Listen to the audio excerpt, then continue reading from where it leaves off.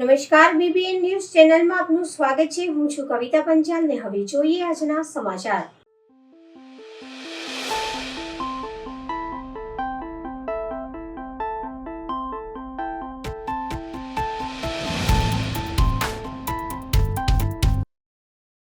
આજના દિવસે 23મી સપ્ટેમ્બરના બાબા સાહેબે શોષિતો અને પીડિતોના ઉદ્ધાર માટે સંકલ્પ લીધો હતો। તેના ભાગરૂપે આજરોજ સંકલ્પ દિવસની ઉજવણી કરવામાં આવી। 23 સપ્ટેમ્બર ભીમ સંકલ્પ દિવસ। ભીમ સેવકો તથા દરેક પાર્ટીના નેતાઓએ હાજરી આપી કમાટી બાગ સ્થિત સંકલ્પ ભૂમિ ખાતે પુષ્પાંજલિ અર્પણ કરી સમગ્ર વિશ્વમાંથી લોકો સંકલ્પ ભૂમિ ખાતે દર્શન માટે આવ્યા। ભીમ આર્મીના સેંકડો સ્વયંસેવકોએ કમાટી બાગ સ્થિત સંકલ્પ ભૂમિની રેલી યોજી હતી।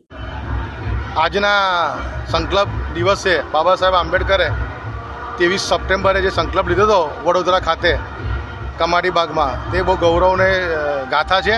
જે આજરોજ સંકલ્પ દિવસ છે તે નિમિત્તે હું ગૌરાંગ સૂત્રે ખૂબ ખૂબ અભિનંદન બધાને આપું છું।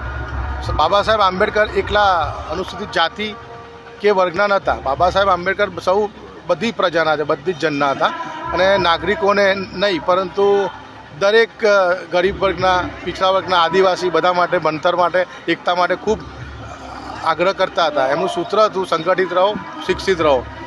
એ નિમિત્તે આજે સંકલ્પ રેલી નિમિત્તે બધા કમાટી બાગ વડોદરા ખાતે ભેગા થયા છે। બાબા સાહેબ આંબેડકરે સ્ત્રીઓ માટે જે કર્યું છે એ આજ સુધી કોઈ વિભૂતિ, વિશ્વ વિભૂતિ કરી શકે નહીં।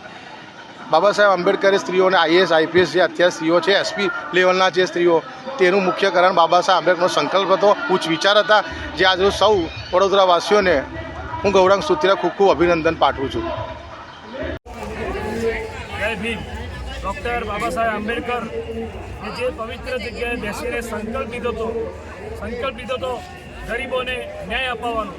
સંકલ્પ લીધો હતો કે જે વર્ગનું શોષણ થાય છે એની સામે અમે લડીશું અને સંઘર્ષ કરીશું।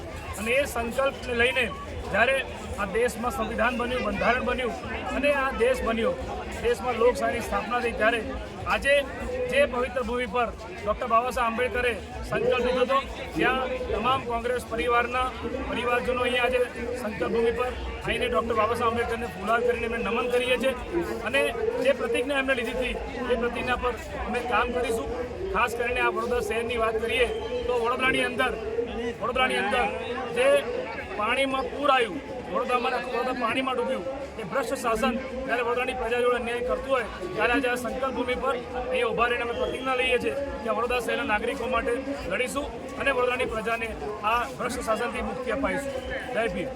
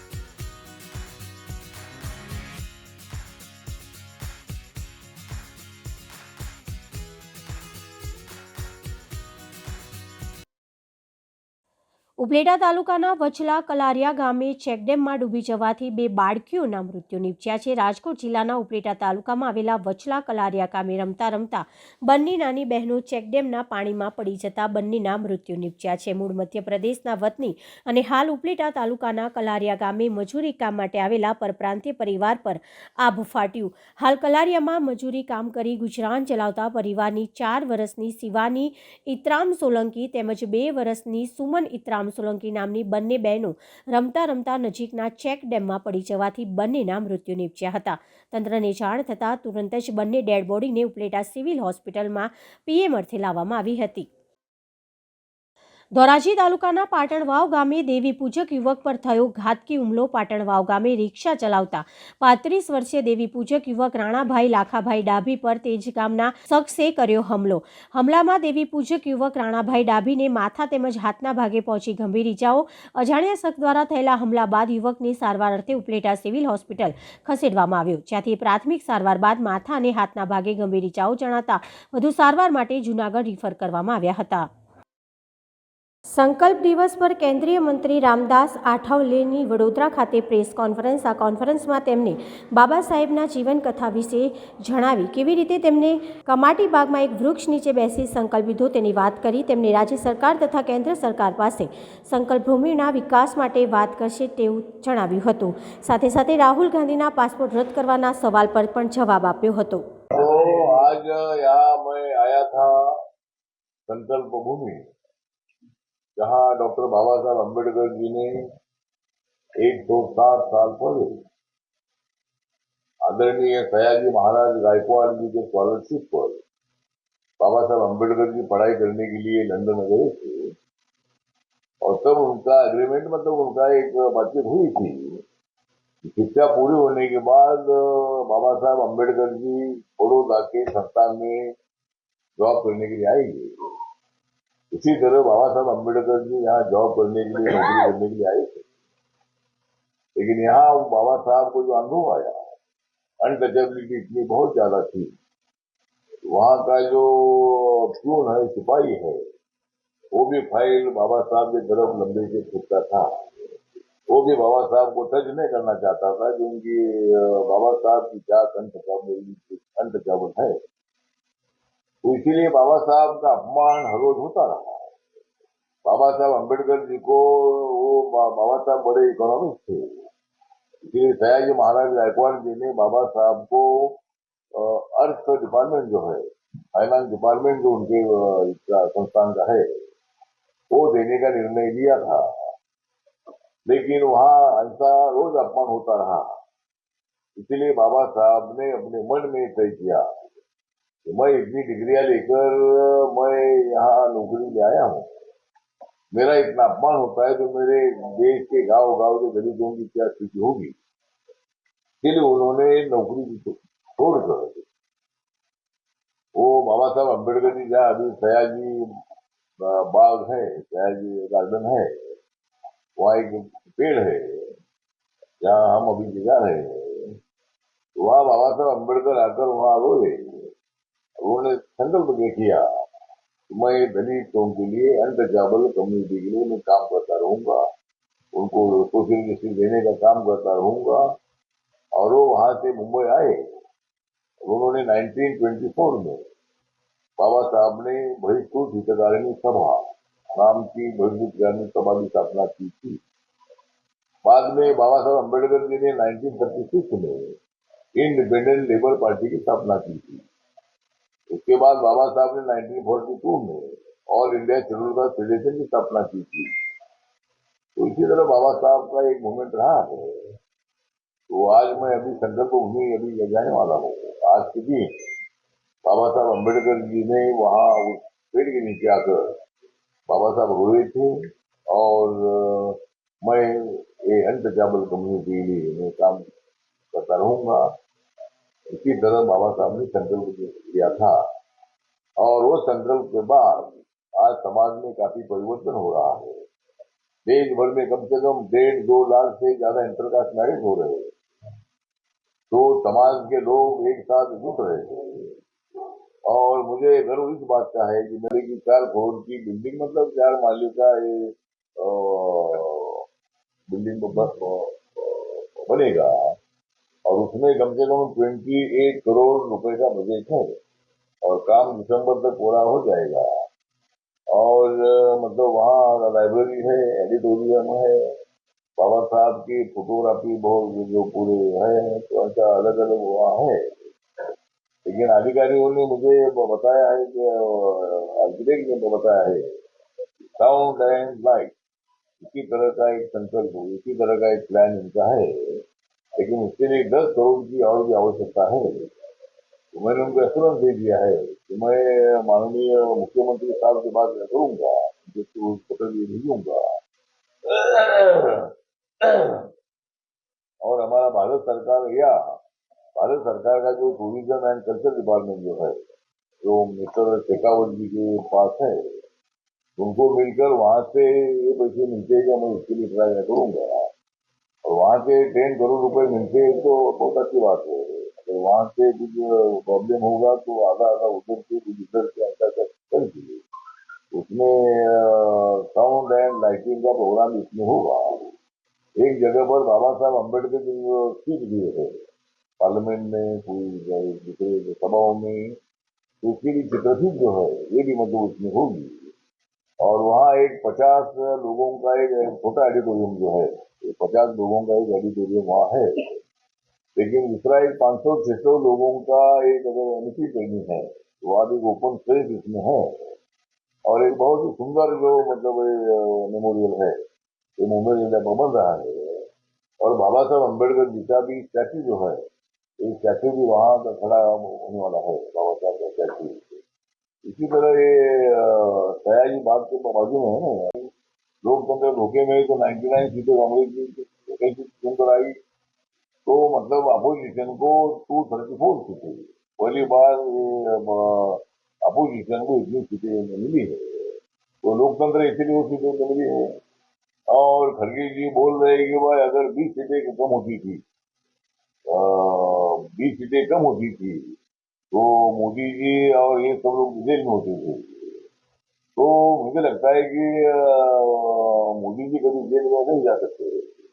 मोदी जी दूसरों को जेल में डाल सकते हैं, लेकिन वो उनको पास जेल में डालने का उनके पास विषय नहीं है। मोदी जी देश के लिए काम करते हैं, समाज के लिए काम करते हैं, तो मोदी जी को क्या क्या जेल में डालेंगे। और अभी हमारी सरकार आई है तो क्या मल्लिकार्जुन खड़गे जेल बहुत ही जल्दी होगा। सर, राहुल गांधी का पासपोर्ट रद्द करने की आपने बात किया है, तो राहुल गांधी का अगर पासपोर्ट रद्द करते हैं तो उनके खिलाफ कोई क्रिमिनल एक्शन भी लेना चाहिए, ऐसा है आपकी बात? क्रिमिनल एक्शन अभी बोला, इसमें क्रिमिनल एक्शन तो होगी नहीं, लेकिन क्रिमिनल एक्शन तो अगर बाहर जाकर अभी इसका मुंह को बंद नहीं कर सकते। सबको बोलने का अधिकार है, लेकिन अभी क्या बोलना चाहिए ये उन्होंने तय करना चाहिए।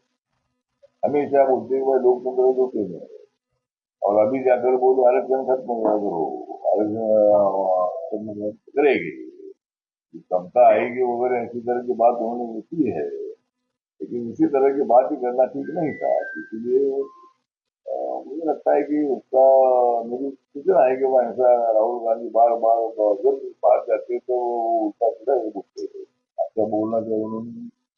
और जितनी भी कोशिश राहुल गांधी करेगी, जब तक मतलब हम सब लोग हैं एकता, तब तक राहुल गांधी को प्रधानमंत्री बनने का मौका मिलेगा नहीं।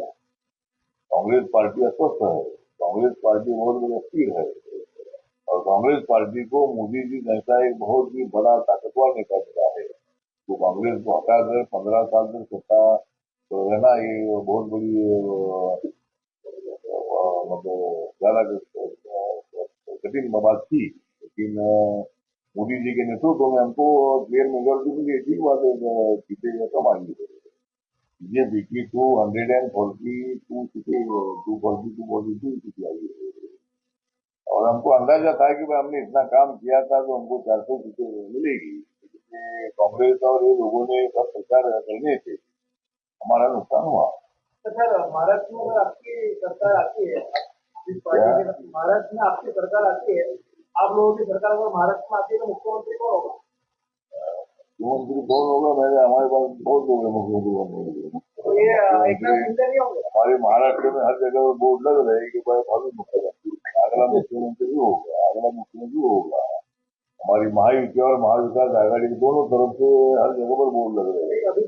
अभी तो जो मुख्यमंत्री हो रहेंगे वो सब माननीय नरेंद्र मोदी जी, अमित शाह साहब तो करेंगे।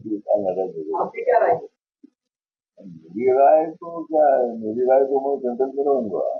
मेरी राय ये है कि मैं केंद्र में रहूंगा और मुख्यमंत्री जो कोई एकनाथ शिंदे भी बहुत अच्छा काम कर रहे हैं। देवेंद्र फडणवीस जी ने एकनाथ शिंदे के लिए बैक होकर उन्होंने उनके नेतृत्व में काम करने का तय किया है। फिर आगे जो फॉर्मूला तय होगा, जिसकी सीटें ज्यादा होगी उसका मुख्यमंत्री हो सकता है, या यूनानिमस भी क्या निर्णय लेते हैं उसके मुताबिक होगा। लेकिन मुख्यमंत्री हमारा एनडीए का होगा, महायुति का होगा और नरेंद्र मोदी जी और अमित शाह जी, जेपी नड्डा जी कौन मुख्यमंत्री बनेगा इसका निर्णय लेगी। ये माहौल में आपको लगता है कि महाराष्ट्र में आपकी सरकार बनेगी? हमारा पूरा विश्वास है कि क्योंकि हमें लोकसभा में रोका हुआ, लोगों ने मतलब हमारा 400 के नारे से संविधान को जोड़कर लोगों के बीच में ऐसा वातावरण तैयार किया कि ये संविधान को बदल सकते हैं और रिजर्वेशन जा सकता है, ऐसी भावना लोगों में हुई।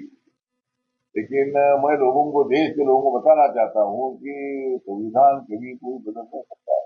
संविधान में नया कानून बनाना या संविधान के कानून में अमेंडमेंट करना, इसका मतलब संविधान बदलना नहीं है। और ये अच्छी टाइम पर कांग्रेस के कार्यकाल में अमेंडमेंट हुई है, इसका मतलब संविधान बदला ऐसा कभी किसने नहीं बोला है। बीजेपी ने कभी ऐसा कांग्रेस को संविधान बदलेगा ऐसा कभी नहीं बोला है।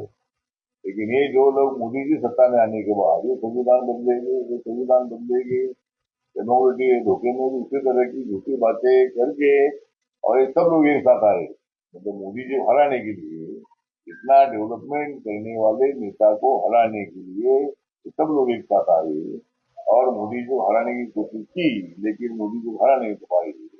मोदी जी तीसरी बार भी प्रधानमंत्री को बने हैं और मोदी जी में दम इतना है तो चौथी बार भी प्रधानमंत्री को बन सकते हैं। तो मतलब और भी 10 साल उसको रोक नहीं दे सकते हैं। इसलिए मतलब मोदी जी 85 साल तक वो प्रधानमंत्री रहेगी। अनेक लोग राजनीति में है, तो देखिए मोदी जी के नेतृत्व में देश वो जारी है और हम आगे बढ़ रहे। चलो, थैंक यू। રાજકોટ જિલ્લાના ઉપલેટા પોલીસ સ્ટેશનમાં ચાર્જ સંભાળનાર નવનિયુક્ત પીઆઈ બી.આર. પટેલની નિમણૂક થવા બદલ ઉપલેટા યુવા પત્રકાર દ્વારા શુભેચ્છા મુલાકાત લઈ અભિનંદન પાઠવતા અરસીભાઈ આહિર, ઇમરાન સરવદી, સરફરાઝ કોડી, આમિર પઠાણ તેમજ ભાવેશ ગોહેલ. વડોદરા જિલ્લાના સાવલી તાલુકાના હેલ્થ કચેરી સાવલી ખાતે માનનીય શ્રી નરેન્દ્રભાઈ મોદીના ટીબી મુક્ત ભારત અભિયાન હેઠળ ટીબીના દર્દીઓને નિઃશુલ્ક ન્યુટ્રિશન કીટનું વિતરણ, ગરીબી હેઠળ સ્વાવલંબન સગર્ભા બહેનોને ન્યુટ્રિશન કીટનું વિતરણ કરવામાં આવ્યું. સાવલી ખાતે તાલુકા હેલ્થ કચેરી સાવલી શ્રીરંગ સેવા ટ્રસ્ટ ફાઉન્ડેશનના કોચ એન્જિનિયરિંગ કંપની દ્વારા ટીબીના દર્દીઓને નિઃશુલ્ક ન્યુટ્રિશન કીટનું વિતરણ અને ગરીબી હેઠળ સ્વાવલંબન સગર્ભા બહેનોને ન્યુટ્રિશન કીટનું વિતરણ કરવામાં આવ્યું. સાવલી હેલ્થ કચેરીના ઓફિસર ડોક્ટર એસીસ ખાન સાહેબ, શ્રીરંગ સેવા તીર્થ ફાઉન્ડેશનના પ્રમુખ શ્રી કનુભાઈએ લિંબાચિયા અને કોચ એન્જિનિયરિંગ કંપનીના એસઆર સાહેબ શ્રી મિહિરભાઈ ગોહિલ, આરોગ્ય કેન્દ્રનો સ્ટાફ, સરપંચ શ્રી કમલેશભાઈ વાળંદ, 50 ગર્ભવતી મહિલા અને 50 ટીબીના પેશન્ટોને કીટ આપવામાં આવી તથા મુખ્ય જિલ્લા આરોગ્ય અધિકારી ડોક્ટર મીનાક્ષીબેન ઉપસ્થિત રહ્યા હતા. માનવ સેવા એ જ પ્રભુ સેવાના ઉદ્દેશથી ડબકા ગામના સામાજિક કાર્યકર ભલાભાઈ તેમજ નરેન્દ્રસિંહ દ્વારા અનેક સેવાકીય કાર્યો કરેલ છે. તેવી જ રીતે આજરોજ ડબકાના વાદિલાપુરામાં બરોડા હાર્ટ ઇન્સ્ટિટ્યૂટ અને રિસર્ચ સેન્ટર વડોદરાના સહયોગથી ફ્રી મેડિકલ કેમ્પનું આયોજન કરવામાં આવ્યું. આ મેડિકલ કેમ્પમાં મોટી સંખ્યામાં ગ્રામજનોએ ભાગ લીધો હતો.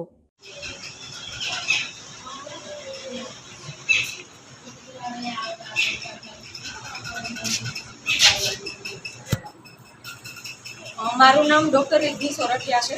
આજરોજ અમે 22 સપ્ટેમ્બર રવિવારના દિવસે વાદિલાપુરા ડબકા ગામે એક હેલ્થ મેડિકલ કેમ્પનું આયોજન કરેલું હતું. તેમાં સામાજિક કાર્યકર્તા ભલાભાઈ જાદવ અને એમના ટીમ જે ભાઈઓ છે એમની મદદથી બરોડા હાર્ટ હોસ્પિટલ અને ટ્રાયકલર હોસ્પિટલના સહયોગથી કેમ્પ આયોજિત કરેલો હતો.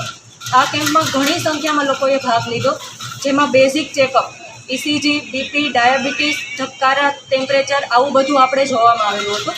અને આગળ પણ જે લોકોને જરૂરિયાત જણાય કે જેમનો 2D ઇકો કરવાનો થાય તેઓને પણ આપણી હોસ્પિટલે બોલાવીને ફ્રીમાં સારવાર થાય એવું આયોજન કરેલું છે. ઘણી સંખ્યામાં લોકોએ ભાગ લીધો છે અને હજુ લોકો આવે એવી અમે આશા રાખીએ. वीर वीर बोलो 1 2 3 4 1 2 3 4 वीर वीर बोलो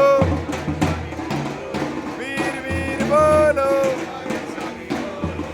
શ્રી ડેરાપોર જૈન સંઘના ચૈત્ય પરિપાટી વાસ્તે ગાસ્તે કોઠી જૈન દેરાસર પહોંચી પાઠશાળાની બાલિકાઓ દ્વારા ભગવાનને થાળ અર્પણ કરાયો હતો અને સંઘ પૂજન કરાયું.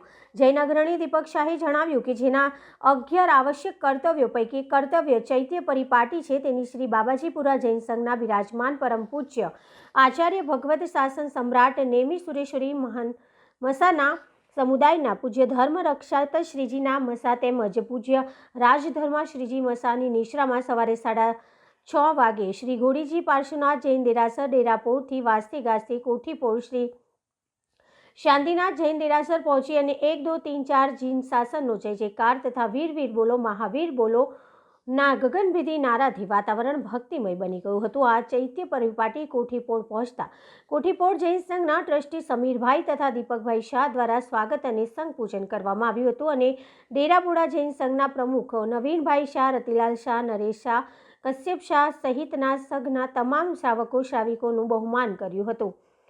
કોઠીપોર ખાતે પધારેલા આચાર્ય રાજચંદ્ર સુરેશ્વરી મહારાજ તથા સાગર સમુદાયના સાધ્વી પરશ્મયતા તથા સાધ્વી પિયુષ કલા શ્રીજી મહારાજે માંગલિક ફરમાયું હતું.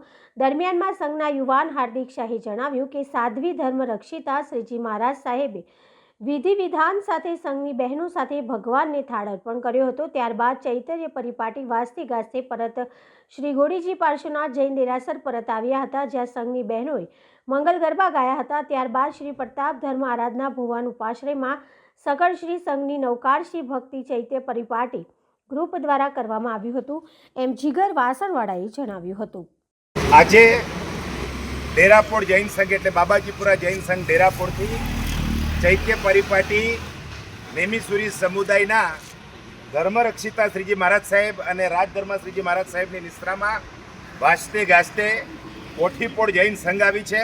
આપણી સાથે ધર્મરક્ષિતા શ્રીજી મહારાજ સાહેબ છે, રાજધર્મા શ્રીજી મહારાજ સાહેબ છે. સરજી, ચૈત્ર પરિપાટી એટલે શું એ અમારા દર્શકને સમજાવો. ડેરાપોર જૈન સંઘ ચાતુર્માસ બિરાજમાન પૂજ્ય ગુરુ ભગવંતની નિશ્રામાં ચૈત્ય પરિપાટી ગ્રુપના ભાગ્યશાળી યુવકોએ આજે લાભ લીધો છે. પણ આ ચૈત્ય પરિપાટી એટલે શ્રાવકનું એક કર્તવ્ય છે કે પરવાદિરા પર્વ પરિસન પટ્યા પછી આમ તો સંવત્સરી પ્રતિક્રમણ પહેલાં જ આ વિધિ હોય તો આપણું તો જ સંવત્સરી પ્રતિક્રમણ ગણાય. સંવત્સરી પ્રતિક્રમણ પહેલાં આપણે બાજુમાં દર્શન કરવા ગયા હોત તો શુદ્ધ સંવત્સરી પ્રતિક્રમણ કહેવાય. પણ શ્રાવકોની અનુકૂળતાએ આ ચૈત્ય પરિપાટી આપણે રાખી છે. ચૈત્ય એટલે જીન મંદિર. અમારા જૈન સંઘની અંદર કોઈ પણ સંઘમાં જે જીન મંદિર હોય એને સામુદાયિક રૂપે આપણે એને દર્શન કરવા જુહારવા જવું પડે. એક શ્રાવકનું કર્તવ્ય છે. 12 મહિનામાં રથયાત્રા છે કે પછી આ ચૈત્ય પરિપાટી છે. જેવી વજ્ર સ્વામીએ ચૈત્ય પરિપાટી કરી હતી એને અનુલક્ષીને આપણા દરેક જૈન સંઘોમાં આ ચૈત્ય પરિપાટી થઈ રહી છે ભાગશાળીઓ. અને 5 કર્તવ્યમાં આ છેલ્લું કર્તવ્ય હતું. આ કર્તવ્ય આપનો નિર્વિઘ્નપણે ડેરાપોર જૈન સંઘમાં આજે પૂર્ણના આરે છે. પણ એમ નહીં કે આ કામ થઈ ગયું આપણે નહીં, પણ જીન મંદિરના દર્શનથી આપનું આત્મા પરમ પવિત્ર બને છે. અને આ પવિત્ર બનવા માટે જ જેટલા બી જીનાલય જવાય એના માટે સમ્યક દર્શનની પ્રાપ્તિ થાય છે. તો આ અવસરે આપણા ડેરાપોર જૈન સંઘે ખૂબ ઉલ્લાસથી અને બધા જ ચાલીને આવ્યા છે. કોઈ 2 વ્હીલરમાં કે 4 વ્હીલરમાં આવે જવાનું નથી. તો આ ચૈત્ય પરિપાટી આપની સફળ છે. બોલો જીના શાસન. તો આ હતા આજના સમાચાર. આવતીકાલે ફરી મળીશું આ ચેનલ પર આ સમય. ત્યાં સુધી સમગ્ર BBN ન્યૂઝ ચેનલની ટીમને રજા આપશો. નમસ્કાર.